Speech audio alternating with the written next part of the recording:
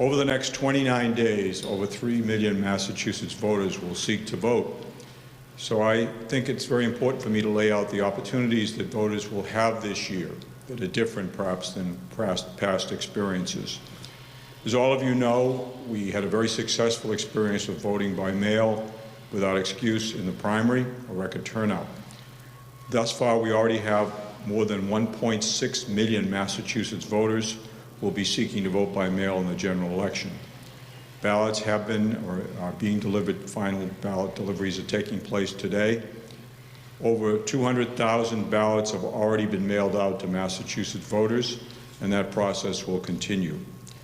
We are very anxious that voters not only receive their ballots early, but that they also return them early.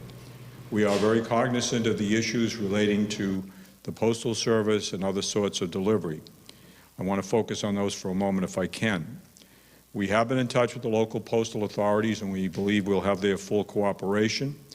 We are aware of the fact that there have been national policies that have made it more difficult to rely on the Postal Service, but we surely believe that any voter who receives their ballot within the next few days, casts it and mails it to the Postal Service, it will be received on time. I should also note that the statute is different for this election than from the primary. Any ballot that is postmarked by November 3rd, Election Day, and received by November 6th will be counted.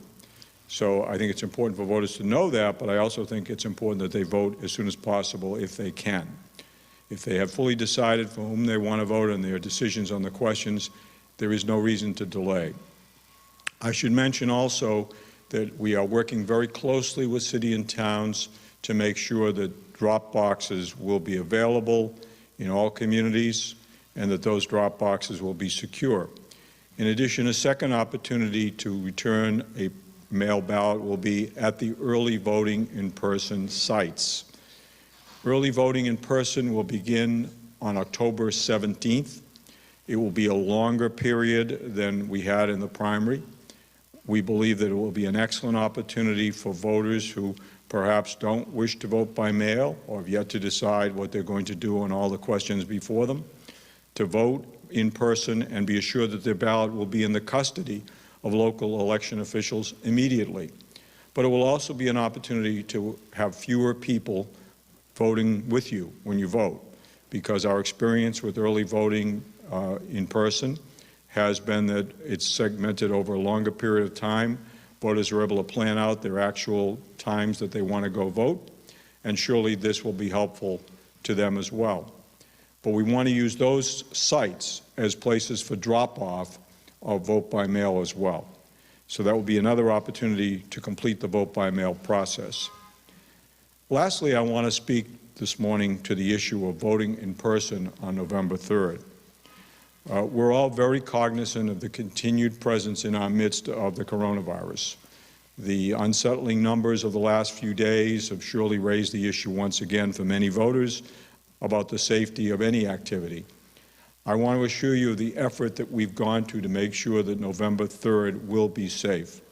First and foremost, we have worked with our local election officials to make sure that they have larger spaces. We've instructed them to find as large a space as they can. Even though we had a high turnout in person in September, we know that based upon the past statistics and the fact that many voters will be only registering to vote recently, perhaps not have received an application by mail or choose not to vote by mail, that for sure we will have more than 1 million persons, if not more than that, voting in person on November 3rd. The difference this time from previous times, obviously, is the importance of having enough space to accommodate all the voters there, space to make sure the facilities are proper. We have distributed to cities and towns various supportive materials, hand sanitizer, PPE, plexiglass. But beyond simply giving them the materials, we're carefully coordinating with them where they're going to have their actual voting in person on November 3rd. And we're encouraging them, if necessary, to move the location of precincts to make sure that there'll be sufficient room for people to vote, that people won't be in long, congested lines. This is extremely important. Just the other day, we sent them a follow-up reminder memo, not to underestimate the amount of space that they will be needing for November 3rd, to make sure that everyone will have the opportunity to vote safely and be assured that there will not be in any way a crush of people around them. These are the various measures we're taking. I'm very confident that if all of these procedures are followed, we will not only have most likely a record turnout. Our past record was 3.3 million. My expectation is that we're going to exceed that. But beyond that, we will have an opportunity for everyone to have chosen how to vote but not putting their personal safety at risk.